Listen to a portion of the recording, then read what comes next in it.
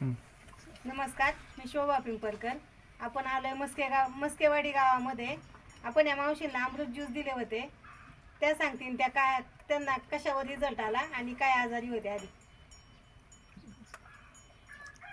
10 दिवसापूर्वी नाव सांगा ना. माझं नाव नंदा मस्के.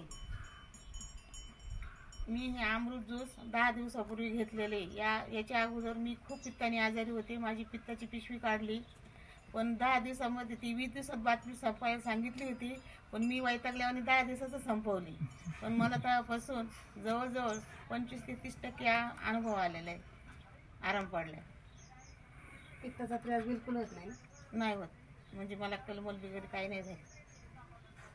नाही तर मला सतत अशी पोटामध्ये एकदम आग व्हायची आणि कलमल व्हायचं, वांत्या व्हायचं.